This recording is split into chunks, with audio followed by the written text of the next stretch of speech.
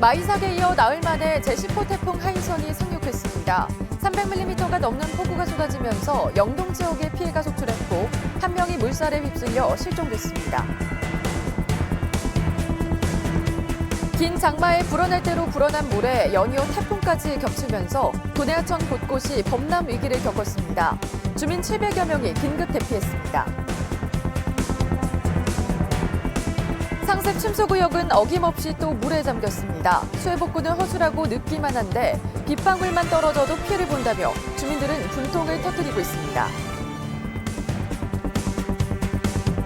정부가 2차 긴급재난지원금을 추진하고 있습니다. 이번엔 피해가 크고 급한 곳만 골라 지원하기로 했는데 자영업 비중이 유독 높은 강원도에서 줄폐업을 막기 위해선 빠른 지원이 관건이 될 것으로 보입니다. 네, 시청자 여러분 안녕하십니까. 제10호 태풍 하이선이 오늘 오후 동해상으로 빠져나갔지만 피해가 적지 않습니다. 특히 동해안 지역은 지난 태풍 마이삭 피해가 가시기도 전에 연이어 큰 태풍이 지나가면서 곳곳에서 피해가 속출했습니다. 백행원 기자입니다. 태풍 하이선은 당초 예상보다 빠른 오후 1시 10분쯤 강릉 앞바다로 빠져나갔지만 영향은 대단했습니다. 진부령에 400mm 가까운 물폭탄이 쏟아졌고 속초 설악동에도 300mm 넘는 비가 내렸습니다. 시간당 최대 72mm의 폭우가 쏟아진 오전에 피해가 집중됐습니다. 커피거리로 유명한 안목을 비롯해 영동 지역 도로 수십 곳이 물에 잠겼고 차량 침수 피해가 잇따랐습니다. 지금 제가 서 있는 이곳은 하천이 아니라 6차선 도로 한 복판입니다. 도로가 완전히 물에 잠기면서 차량 통행이 전면 통제됐습니다. 강릉의 한 아파트 지하 주차장은 빗물이 들어차 물바다로 변했고 삼척에선 산사태로 주택이 반파됐습니다. 강릉과 고성, 양양 등에서 400세대 700여 명의 주민이 긴급 대피했습니다. 아직 못 챙겼어요. 이제 챙겨야지 나가야죠. 이제 짐 챙기시려고요? 네. 근데 뭐 챙기시려고요? 간단한 오일은 챙기고 가야죠. 인명 피해도 있었습니다. 오전 11시 23분쯤 삼척 신기면에서 44살 박모 씨가 비를 피해 대피하다 도로가 무너지면서 배수로에 빠져 실종돼 소방당국이 수색 작업을 벌이고 있습니다. 채광 작업을 하는 인부들이 12분이 계셨었는데 그분들이 그 태풍 하이선으로 인해서 대피 중에 그 한 분이 실족을 하셔서 지금 실종된 상태입니다. 강원지방기상청은 태풍의 영향으로 동해안에 풍랑주의보가 계속되고 내일 오전까지 최대 10m 높이의 파도가 일겠다며 안전사고에 주의해 줄 것을 당부했습니다. 지원 뉴스 백행원입니다. 짧은 시간에 많은 비가 내리면서 피해가 컸는데요. 특히 하천 곳곳이 범람 위기까지 수위가 올랐습니다. 긴 장마에 이어 태풍까지 연이어봤기 때문으로 보이는데요. 불어난 물이 마을을 위협하면서 주민 수백여 명이 급히 대피하기도 했습니다. 보도에 정동원 기자입니다. 누런 흙탕물이 다리를 집어삼킬 기세로 밀려듭니다. 하천과 맞닿은 도로는 거센 물살을 견디지 못하고 무너져 내렸고 난간은 엿가락처럼 휘었습니다. 급격히 불어난 물이 다리 위로 넘치면서 마을 주민들이 인근 마을회관이나 읍면사무소로 긴급 대피했습니다. 무작정 집 밖으로 나왔지만 물이 마을 전체를 덮칠까 걱정이 앞섭니다. 굉장히 좀 위험한 상태고요. 아무래도 마을회관이나 어떻게 학교 쪽으로 이동을 해야 될 것 같습니다. 인근의 또 다른 마을도 상황은 마찬가지. 긴 장마에 이어 불어날 대로 불어난 물이 나흘 새 연이어 태풍을 맞으면서 순식간에 넘실댔습니다. 손쓸 틈도 없이 일단 몸부터 피해야 했습니다. 물이 잠겨가지고 남만이들이 못 나와가지고 구조원들이 보드로 해가지고 얻고 이래가지고 할머니들 못 해가지고 왔어요. 강원 도내 저수지의 평균 저수율은 현재 70%대를 유지하고 있지만 낮 한때 폭우에 저수지와 댐 대부분이 방류를 시작하면서 고성과 양양에서만 주민 500여 명이 긴급 대피했습니다. 지원 뉴스 정동원입니다. 나흘 새 큰 태풍이 2번 지나갔으니 피해가 없을 수는 없겠지만 매번 같은 지역이다 보니 문제입니다. 특히 삼척 지역은 비에 파도에 나흘 새 2번이나 숙대밭이 됐는데요. 주민들은 불안감을 넘어 허탈한 마음을 감추지 못하고 있습니다. 보도에 박성준 기자입니다. 방파제가 무색하게 집채만한 파도가 항구를 덮칩니다. 초속 45m가 넘는 강풍에 바닷물이 마을로 들어차 곳곳이 물바다가 됐습니다. 제9호 태풍 마이삭으로 항구가 부서지고 어선 11척이 침몰된 지 불과 나흘 만입니다. 주민들은 건물 안에 숨어 태풍이 지나가기만을 숨죽여 기다려야 했습니다. 태풍 마이삭의 영향으로 피해 복구가 끝나기도 전에 제10호 태풍 하이선의 영향으로 또다시 주택과 상가 등이 침수되는 피해를 입었습니다. 삼척 50천변 장미공원은 또 잠겼습니다. 지난 태풍 뒷수습을 겨우 했나 싶었는데 꽃길은커녕 누런 흙탕물로 또 뒤덮였습니다. 영동 지역엔 오전 한때 시간당 70mm가 넘는 폭우가 내렸고 저지대와 상습 침수 구역은 어김없이 피해를 봤습니다. 양양 현북면가 일대 하천, 계곡이 범람했고 경포호 주변과 진안상가 일대도 침수됐습니다. 2002년 루사대, 2003년 매미대, 나흘 전 마이삭이나 이번 하이선이나 피해 지역은 대동소이합니다. 저번에 어선이 난파됐지 않습니까? 그런데 이번에는 또 그보다는 바람이 더 강하니까 제가 태어나서 이런 데는 처음 보는 것 같습니다. 태풍은커녕 빗방울만 비쳐도 짐을 싸야 하는 동해안 상습 침수 지역 주민들은 십수년째 근본적인 대책을 기다리고 있습니다. 지원 뉴스 박성준입니다. 이렇게 한 번 피해를 본 곳에 계속 피해가 나는 걸 큰 비 탓으로만 돌리기는 어려울 겁니다. 애써서 복구를 한다고는 하지만 당초 조성했을 때와는 달리 허술하게 뒷수습을 해놓거나 대충 응급처치만 해놓고 방치하는 경우도 수두룩합니다. 최돈희 기자가 현장 둘러봤습니다. 지난달 초 기록적인 장맛비에 산책로가 유실됐던 춘천의 한 하천. 폭우에 쓸려나갔던 산책로가 콘크리트로 뒤덮였습니다. 산책로 옆에 조성해놨던 잔디밭까지 모조리 콘크리트 바닥으로 변했습니다. 조성한 지 반년 만에 망가진 건데 추가 피해가 우려된다며 아예 콘크리트로 덮어버린 겁니다. 그렇게 안 해놓으면은 해마다 그 원자 먹고 그렇게 해야 된다고. 잔디도 떨어져가고 또 아스콘 파여나가고 그러니까 아스콘 자체가 재질상 물을 먹으면 약한 부분이 있어요. 봉리산 사면 일부가 무너졌던 곳은 상황이 더 심각합니다. 피해가 난 지 한 달이 넘었지만 무너진 상태 그대로입니다. 하지만 안전조치라곤 차량 통행을 막기 위해 설치한 이 같은 안전시설물이 전부입니다. 도심 외곽의 자전거 도로도 복구의 손길은 더디기만 합니다. 도로를 떠받치는 사면을 보호하기 위해 덮어놓은 방수포는 뜯겨진 채로 방치돼 있고 도로 곳곳은 작은 힘에도 부서져 위태롭습니다. 춘천시는 폭우로 인한 피해 집계가 모두 끝나야 제대로 된 복구 작업을 시작할 수 있다는 입장입니다. 우선은 확보 가능한 금액만큼에서 우선적으로 급한 데를 먼저 좀 배분해 주려고 그러거든. 그리고 추가적으로 이제 국비가 내려온다든지 예산이 확보되면 또 추가적으로 이제 배분을 다 해주고. 피해를 따져서 예산을 세우고 복구 계획을 짜 실행하는 행정 절차야 필요하겠지만 절차 따지지 않고 쏟아지는 폭우에 시설은 더 망가지고 그만큼 시민들은 불편하고 불안합니다. 지원 뉴스 최돈희입니다. 평창으로는 오늘 진부면사무소에서 지난 제9호 태풍 마이삭으로 붕괴된 교량 출입을 통제, 인명피해를 막은 박광진 씨 등 주민 6명에게 평화도시 평창시민상을 수여했습니다. 이들은 지난 3일 오전 평창군 진부면에서 붕괴 직전에 송정교에 들어선 차량을 돌려보내고 교량 붕괴로 파열된 상수관 밸브를 잠그는 등 안전조치를 취했습니다. 평창군은 6명의 군민이 자연재해라는 위험한 상황에서 나보다 이웃을 먼저 생각하며 몸소 행동으로 실천했다고 시상 이유를 밝혔습니다.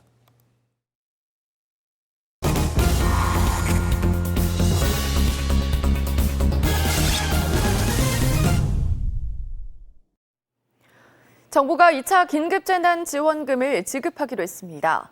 다만 지난번처럼 전 국민 모두는 아니고 피해가 크고 급한 곳에 집중 지원하기로 했습니다. 선별적 지원에 대한 논란이 있긴 하지만 워낙 자영업 비중이 높은 강원도로선 이번 2차 지원금이 줄폐업을 막는 긴급 처방이 될 것으로 기대하고 있습니다. 원석진 기자가 보도합니다. 정부의 2차 재난지원금은 선택과 집중입니다. 코로나19 재확산으로 일자리를 잃거나 가게 문을 닫게 생긴 취약계층부터 먼저 구제하겠다는 취지입니다. 추경으로 조달하는 예산은 7조 원 규모로 전 국민 100만 원씩 지급한 1차 재난지원금의 절반 수준입니다. 소상공인, 자영업자, 저소득층 등 피해가 크게 발생하는 계층을 중심으로 사각지대 없이 맞춤형 지원 방안을 마련하겠습니다. 강원도는 무엇보다 소상공인 지원 대책에 주목하고 있습니다. 전국에서 소상공인 비중이 가장 높은 강원도로서는 영세 사업장의 줄폐업부터 막아야 하기 때문입니다. 당정청은 추석 전에 소상공인과 자영업자를 대상으로 신용카드 매출 감소폭에 따라 최대 200만 원까지 지급한다는 계획입니다. 또 소상공인 대출 대상을 확대하는 2차 금융 지원 프로그램도 적극 검토하고 있습니다.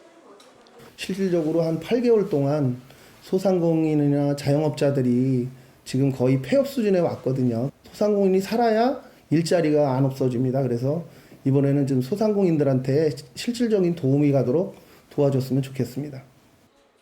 사회적 거리 두기가 격상되면서 강제로 문을 닫고 있는 고위험 시설이 특히 급해 보입니다. 노래방과 PC방 등 고위험 업소의 경우 올해 폐업 신고가 작년 같은 기간보다 2배 가까이 늘 정도로 코로나19의 직격탄을 맞고 있습니다.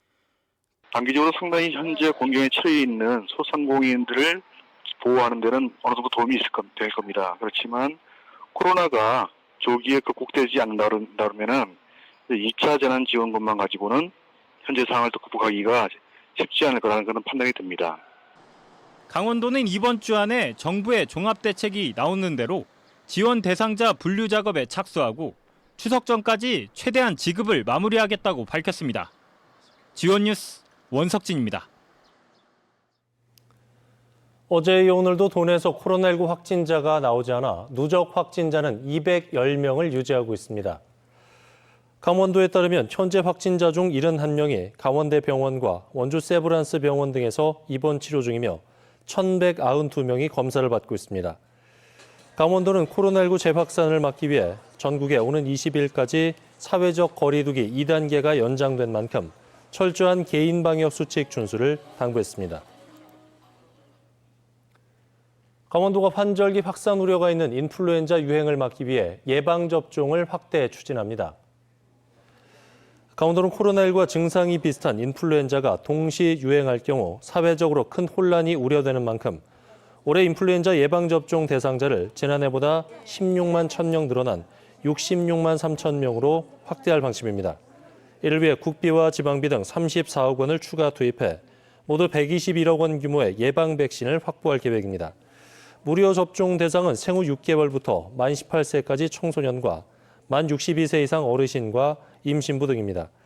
인플루엔자 무료 예방접종은 내일부터 도내 18개 시군 보건소와 515개 위탁 의료기관에 순차적으로 진행됩니다.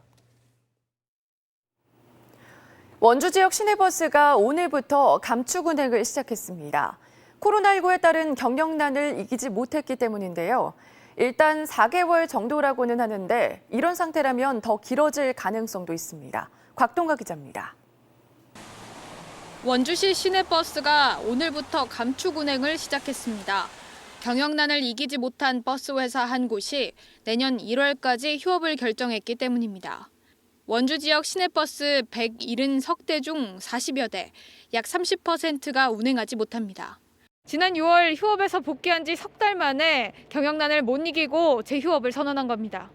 원주시는 시민 불편을 최소화하기 위해 마을버스 노선을 늘려 급한 불만 껐습니다. 또 휴업이 길어질 것에 대비한 장기 대책도 고려하고 있습니다. 시민분들이 불편함을 겪지 않도록 저희가 최대한 누리버스 증차 또는 또 저희가 희망택시를 좀 더 확대해서 쿠폰을 좀 적용하는 그런 방안을 지금 검토 중에 있습니다. 상황은 녹록지 않습니다. 휴업한 버스 회사는 자금이 막혀 법정 관리 절차를 밟고 있습니다. 영업이익이 절반 수준으로 꺾여 현재 직원 급여조차 밀려 있는 상황입니다. 지금 회사는 운영 자금이 한 7천 정도밖에 가집니다. 저희들이 7월달 급여도 100만 원만 지급받았고 8월달 급여는 9월 10일 날 저희들이 수령이 됩니다만은 그것도 불투명합니다.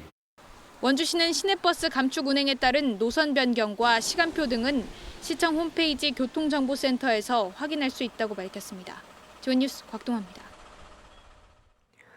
춘천 시내버스 노조는 오늘 춘천시청에서 기자회견을 열고 버스 운영 주체인 녹색시민협동조합의 경영 불능 문제를 즉각 해결하라고 촉구했습니다. 버스 노조는 시민버스의 유동성 위기가 심화되고 있는데도 녹색시민협동조합은 무책임 경영에 불합리한 인사만 강행하고 있다며 조합과 경영진은 즉각 물러나야 한다고 주장했습니다. 노조는 또 버스 완전 공영제 도입을 위한 노사정 협의체를 구성하고 관련 조례를 제정할 것을 춘천시에 강력 촉구했습니다. 춘천 신매터널에서 서면과 춘천역을 연결하는 도로의 국가지원 지방도 승격이 가시화되고 있습니다. 강원도는 다음 달 기획재정부가 확정해 발표 예정인 제2차 국가도로망 종합계획에 춘천 신매터널에서 춘천역을 연결하는 6km 구간 도로가 국가지원 지방도 70호선으로 승격될 가능성이 크다고 밝혔습니다. 이 구간은 장기적으로 제2경춘국도와 연결돼 춘천 인근 지역인 양구, 화천까지 효과가 확대될 것으로 기대됩니다. 원주시는 특혜 의혹이 일고 있는 한옥마을 조성 사업에 대한 업무협약 동의안을 시의회가 의결해 줄 것을 요청했습니다. 원주시는 오늘 열린 원주시 의회 전체 의원 간담회에서 논란이 일고 있는 한옥마을 진입도로 개설은 사업자에 대한 특혜가 아니라 도시계획 사업이고 주민 수건 사업이라며 한옥마을 사업은 법률과 절차에 따라 진행하고 있는 만큼 시의회가 업무협약 동의안을 의결해달라고 요청했습니다. 또 향후 사업자가 한옥마을을 포기하고 일반 주택을 조성할 가능성을 묻는 의원들의 질문에 대해 지구단위 계획 수립 단계에서 한옥마을 외에는 짓지 못하도록 하겠다고 설명했습니다. 최근 SK바이오팜과 카카오게임즈 등 공모주 청약 광풍이 불면서 일반 투자자들이 공모주를 더 많이 살 수 있도록 제도를 개선해야 한다는 주장이 나왔습니다.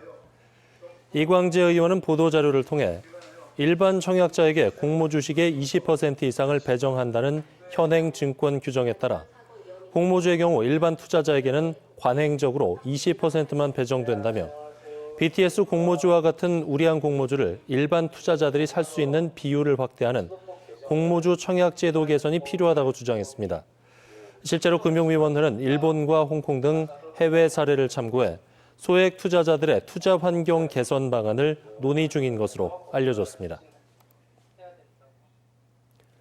G1 강원민방 영동지사 유세진 촬영기자가 제47회 한국방송대상 카메라 기자상을 수상했습니다. 한국방송협회는 유세진 기자가 수중 촬영을 통해 동해안 대문어 서식 산란장의 문제점을 고발하는 등 활발한 영상 취재 활동으로 다양한 뉴스를 제작 보도해 제47회 한국방송대상 카메라 기자상에 선정됐다고 밝혔습니다. 시상식은 당초 지난 3일 서울 상암 MBC 공개홀에서 열릴 예정이었지만 코로나19 예방을 위해 오늘 G1 본사 회의실에서 허인국 G1 강원민방 대표이사가 상패를 대신 전달했습니다. 이번엔 도내 곳곳에 간추린 소식을 전해드리겠습니다. 제10호 태풍 하이선 북상의 여파로 오늘 하루 도내 초중고교 534곳이 원격 수업을 진행했습니다. 농림축산식품부가 선정하는 2021년 농촌 신활력 플러스 사업에 도내에서는 영월군과 양양군이 최종 선정돼 앞으로 4년간 70억 원씩 지원받게 됐습니다. 강원도는 제6대 한국여성수련원장 임용 후보자에 고창영 전 강원도 문화도민운동협의회 사무총장을 내정하고 오늘 23일 도입해서 인사청문회를 진행한다고 밝혔습니다. 공상과학 장르에 특화한 제7회 2020 춘천 영화제가 다음 달 15일부터 3일간 열려 춘천 상상을 넘어 미래를 보다를 주제로 99편의 작품을 선보입니다. 인제군이 제1회 전국 독서 경진 대회를 온라인으로 열기로 하고 다음 달 7일까지 초중고등학생과 대학생, 일반인을 대상으로 독후감과 독후 만화 작품을 접수합니다. 양구군이 주민 의견을 수렴해 남면의 명칭을 국토 정중앙면으로 변경하는 내용의 조례를 다음 달까지 제정하고 내년 1월 1일부터 표지판 등을 정비해 공식적으로 시행합니다. 이어서